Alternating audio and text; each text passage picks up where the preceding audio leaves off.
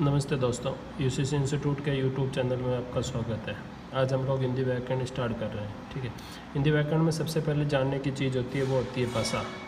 पहले हम लोग भाषा का साधारण परिचय होता है वो समझते हैं, उसके बाद में हम स्टेप बाय स्टेप सारी व्याकरण करेंगे।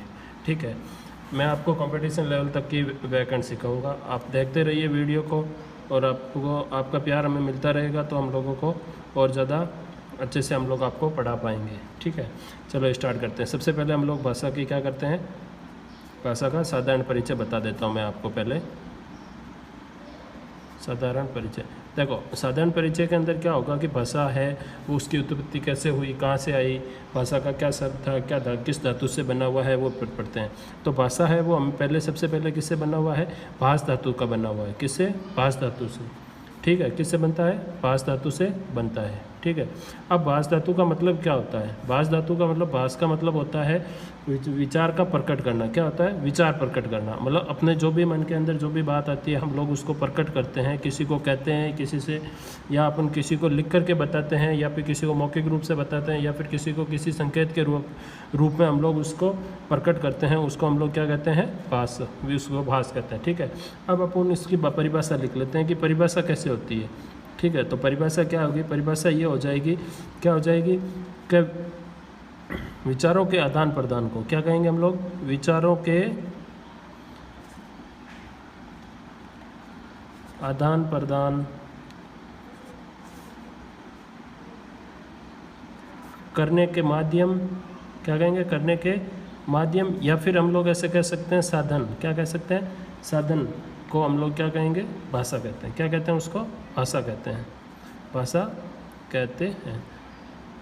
सिंपल से है कि विचारों के आदान प्रदान करने के माध्यम या साधन को हम लोग क्या कहते हैं, भाषा कहते हैं। मतलब कि विचारों का आदान प्रदान कैसे होगा, विचारों का आदान प्रदान का मतलब ये हुआ कि मैं, मेरे मन के अंदर जो भी बात आई वो उसको मैंने किसी दूसरे रूप के अंदर, किस रूप के अंदर मैंने आपको आपके सामने प्रकट किया, उसको हम लोग क्या कहेंगे, भाषा कहेंगे। अब हम लोग देखते हैं आगे कि भाषा के कितने रूप होते हैं। ठीक है, अब देखो भाषा के रूप कितने होते हैं। तो सबसे पहली बात ये हमारे पास में भाषा के रूप। तो भाषा के रूप देखो, भाषा के रूप है मुख्यतः तो हम लोग क्या है कि आज तक हमने 12th तक की एनसीईआरटी के अंदर भी पढ़ा है तो 2 रूप पढ़े हैं। कितने रूप पढ़े हैं, 2।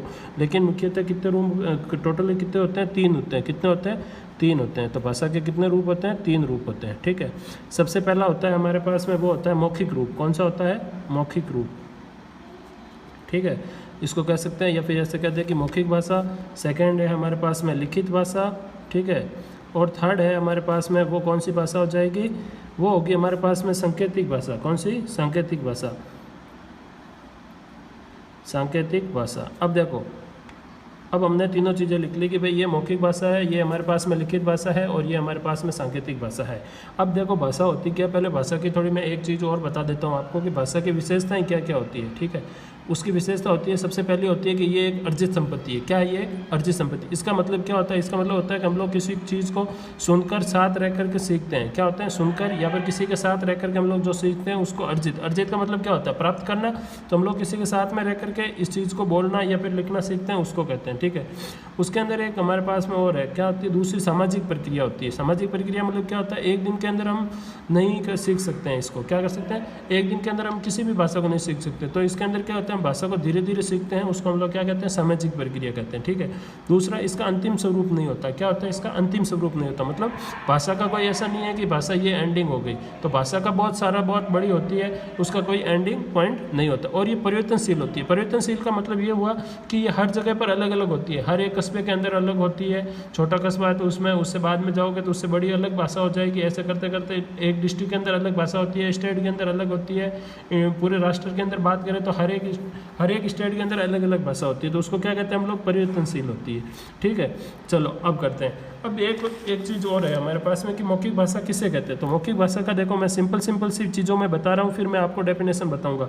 तो मौखिक भाषा का मतलब क्या होता है, एक आदमी बोलेगा तो क्या लिखेंगे, बोलकर, और दूसरा आदमी होगा जो सामने, वो क्या करेगा, उस बात को सुनकर, क्या करेगा, सुनकर प्राप्त करेगा। मतलब एक देखो मौखिक भाषा की अब डेफिनेशन बता रहा हूँ। डेफिनेशन क्या हो जाएगी, डेफिनेशन हम लोग ऐसे कह सकते हैं कि किसी विचार को एक आदमी बोलकर वह दूसरे आदमी उस भाषा को या उस विचार को सुनकर के जो ज्ञान होता है उसको हम लोग क्या कहते हैं, मौखिक भाषा कहते हैं। ठीक है, दूसरा हमारे पास में है लिखित भाषा। तो लिखित भाषा में क्या आ जाएगा, एक आदमी तो क्या करेगा उसके अंदर लिख कर गए और दूसरा आदमी क्या करेगा उस चीज़ को पढ़ करके समझेगा।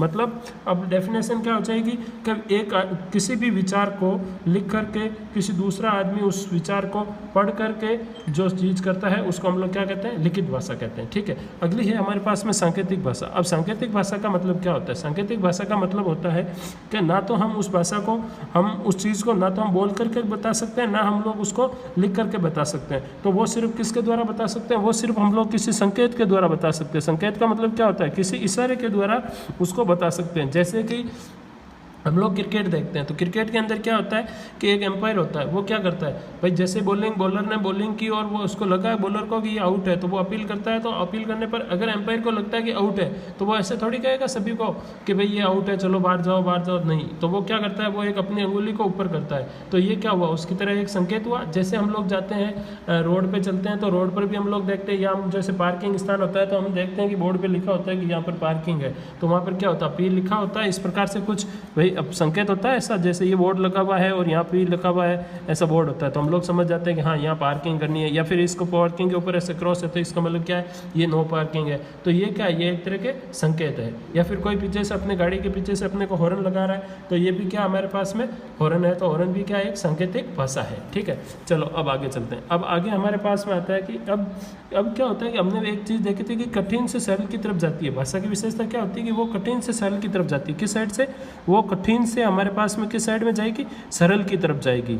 ठीक है, अब हमें ये पता होना चाहिए कि सबसे कठिन भाषा में कौन सी होती है और सबसे सरल कौन सी होती है। भाई हमारे पास में 3 भाषा है, एक मौखिक भाषा, एक लिखित भाषा और तीसरी सांकेतिक भाषा। इसके अंदर सबसे कठिन कौन सी भाषा है और सबसे सरल कौन सी है। तो सबसे पहले हम लोग देख लेते हैं कि सरल भाषा कौन सी है। तो हम लोग सीख रहे हैं पहले सरल भाषा। अब देखो सरल भाषा के अंदर क्या है। सरल भाषा क्या होगी, मौखिक भाषा होती है वो सबसे सरल भाषा होती है। कौन सी, ये जो हमारी मौखिक भाषा होती है वो सबसे सरल भाषा होती है। अब हमें ये तो पता चल गया कि ये सरल है, लेकिन ये क्यों होती है, ये हमें क्यों का आंसर भी हमें पता होना चाहिए कि किसी भी चीज़ का कारण होता है, वो कारण हमें पता होना चाहिए कि भाई ये सबसे सरल है तो क्यों है, ये सबसे कठिन है तो क्यों है।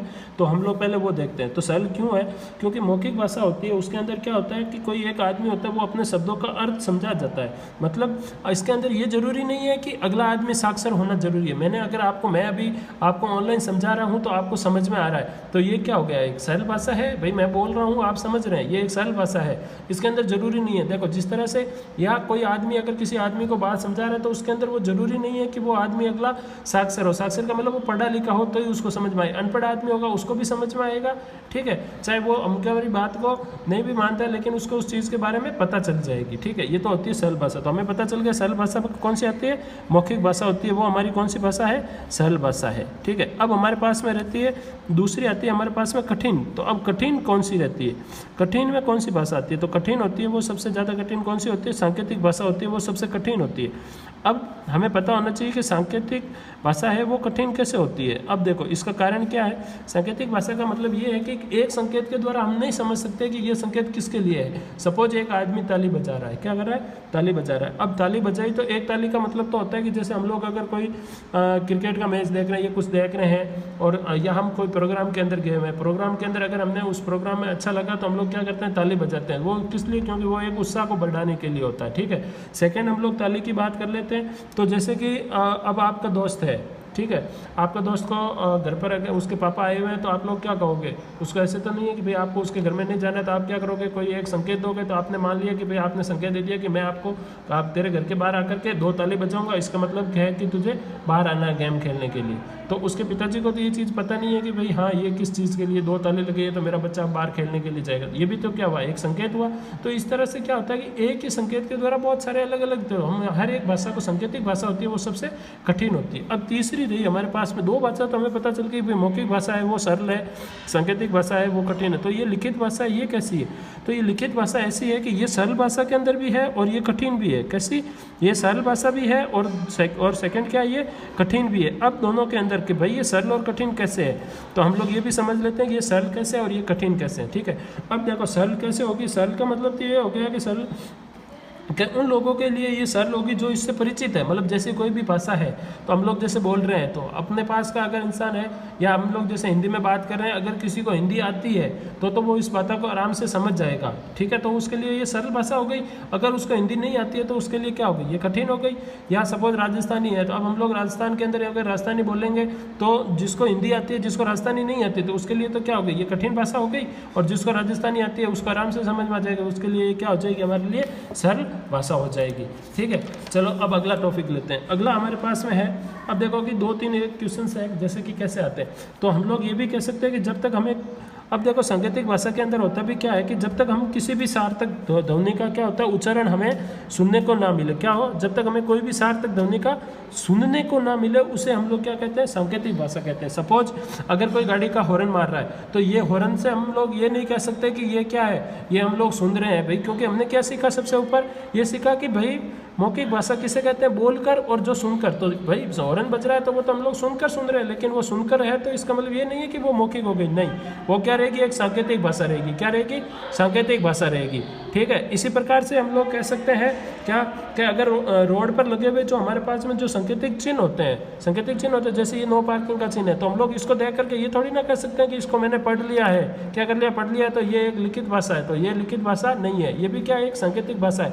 लिखित भाषा का भी मतलब क्या होता है, लिखित भाषा का मतलब जब तक हमें कोई भी शब्द है उसको पढ़ने नहीं दिया जाए, मतलब कोई भी शब्द लिखा हुआ है और अगर हम उसको पढ़ करके नहीं दे सकते तो वो भी क्या होगा, हमारी एक सांकेतिक भाषा होगी, ठीक है। Thank you so much. आज हम लोग इतना ही पढ़ेंगे। कल मैं आपको पढ़ाऊंगा कि हिंदी भाषा क्या थी, उसके अंदर क्या क्या चीज़ें आई और उसकी उत्पत्ति कैसे हुई, क्या थी, सारी चीज़ें पढ़ेंगे।